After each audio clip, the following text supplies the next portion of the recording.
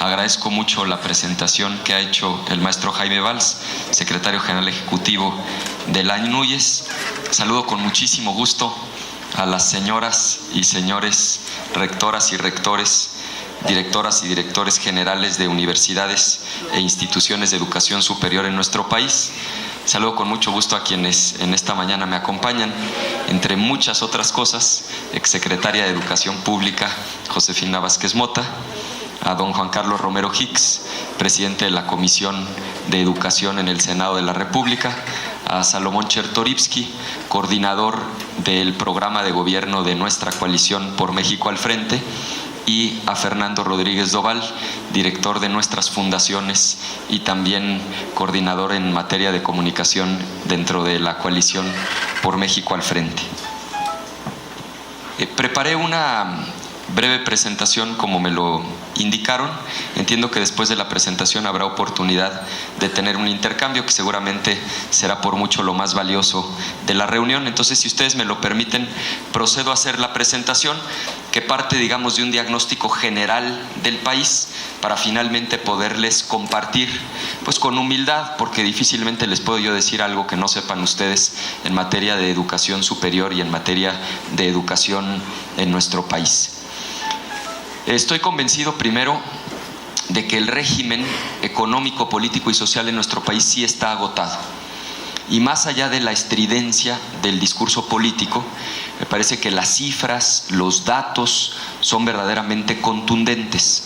En materia de corrupción, ustedes lo saben, hoy México, dicho por Transparencia Internacional, en materia de sobornos, ocupa el último lugar ya entre todos los países de América Latina y el Caribe. Segundo, en materia de desigualdad, ya somos el país más desigual de todos los países de la OCDE, lo cual encarna un problema ético, pero también un enorme obstáculo para el crecimiento económico. Hay un ejercicio que vale la pena hacer. De por sí vivimos en un mundo profundamente desigual. Es decir, si reuniéramos a las 60 personas más ricas del mundo, 6 mesitas de 10 personas cada una, esas 60 personas concentran la misma cantidad de riqueza que la mitad de toda la población del planeta, es decir, las 3.600 millones de personas más pobres del mundo. Y dentro de ese mundo profundamente desigual, México es el país más desigual de todos los países de la OCDE. La violencia y la inseguridad ha llegado a niveles francamente insospechados. Ustedes lo saben, esta estadística es pública. Desde el año 1997, cuando se crea el Sistema Nacional de Seguridad Pública, fecha a partir de la cual, de manera muy ordenada, bien sistematizada, contamos con un registro de todos los homicidios dolosos en nuestro país. Pues nunca en los últimos 20 años habíamos tenido un año tan violento como terminó el año 2017 y lamentablemente 2018, otra vez de acuerdo a las cifras oficiales, empieza nuevamente como el primer bimestre más violento en las últimas 2 décadas en nuestro país. La nueva estrategia para resolver la violencia y recuperar la paz se presentó, muchas y muchos de ustedes estuvieron ahí presentes, en 2014, en un evento en Palacio Nacional. Las estrategias se evalúan por sus resultados y la estrategia no está funcionando. A partir de que se presentó la nueva estrategia en 2014 a la fecha, todos los años ha seguido aumentando la violencia. El aumento acumulado ya es de casi 60%. Y el problema además es que este aumento de la violencia está generalizado prácticamente en todo el territorio nacional. Es decir, en ese corte de 2014 a la fecha, la violencia ha aumentado en 29 de las 32 entidades federativas. Prácticamente en todos los estados del país sigue creciendo la violencia. Y un tema en el que me quiero detener es el déficit en materia de generación de empleos. Tomando datos de 2017, ¿Cuántos jóvenes fundamentalmente aspiran a integrarse a la población económicamente activa cada año? ¿De qué tamaño es la presión? Pues más o menos de 1.200.000 empleos. ¿Estamos logrando generar todos esos empleos? Pues claramente no. Encuentran empleo más o menos 700.000 personas, aún contando a los informales. Eso quiere decir que prácticamente 500.000 de personas cada año no logran incorporarse a la población económicamente activa encontrando un empleo. ¿Qué está provocando esto? Muchísimos problemas sociales. El primero, la precarización del salario, por una lógica elemental de oferta y demanda. Cuando hay una fila de 100 personas buscando trabajo y solamente hay 10 empleos disponibles, pues aun cuando el salario sea muy bajo, es altamente probable que sí haya quienes estén dispuestas o dispuestos a contratarse por ese salario. Es decir, cuando en un país hay tanta distancia entre la necesidad de empleo y la oferta, pues el salario se va precarizando. Estas son cifras oficiales del INEGI. Cuando nos dicen que este es el sexenio del empleo y que se han generado muchísimos empleos, pues nos cuentan la mitad de la historia. Es el agregado de los empleos.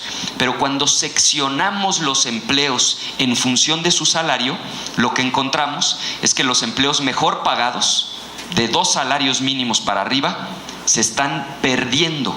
El comparativo 2016 contra 2017, no solo no se generaron más empleos, sino que en esos segmentos de más de 2 salarios mínimos, el saldo es negativo, se perdieron empleos. Y en cambio, en los salarios o en los empleos que pagan menos de 2 salarios mínimos, ahí sí tenemos un superávit. Dicho de otra manera, tenemos 1.200.000 jóvenes que están buscando una oportunidad de trabajo y no hay hoy capital suficiente para que encuentren una oportunidad de trabajo. Es decir, no hay ni nuevas empresas, ni nuevos despachos, ni nuevas industrias que permitan que todas esas personas encuentren una oportunidad en el mercado laboral. ¿Qué provoca esto? Pues fundamentalmente 2 cosas. La primera, la que ya he expuesto. La gente se contrata como puede, por eso crece la informalidad, y por lo que puede, y por eso el salario se va precarizando. O tenemos cada vez más jóvenes que no están ni estudiando ni trabajando, lo cual implica un problema social complejísimo que no necesito explicar en esta reunión. ¿Cómo se resuelve ese problema? Pues fundamentalmente a partir de que haya mayor inversión productiva. Y la única manera de que se genere un nuevo empleo que no existía es que haya una inversión. Y por eso es preocupante que, si bien la inversión privada, que es lo que ven en la barra de color claro, ha sido razonablemente aceptable, la inversión pública se desplomó.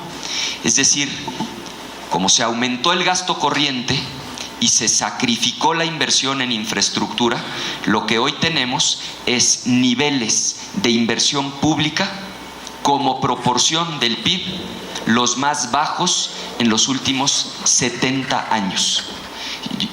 Es un dato muy duro, pero es real. La inversión pública como proporción del PIB está en niveles históricamente bajos. Y claro, habrá quien diga, es que lo que pasa es que se desplomó el precio del petróleo y también bajó la producción. No es argumento suficiente. Primero, porque el gobierno se ha endeudado de manera muy importante. Cuando empezó ese sexenio, la deuda como proporción del PIB era más o menos de 38%, hoy es de aproximadamente 50%. Entonces, cuando un gobierno se endeuda, tiene dinero.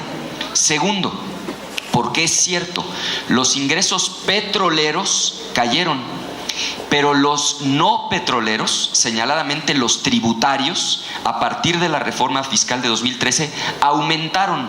El saldo final para el gobierno en sus ingresos totales es positivo.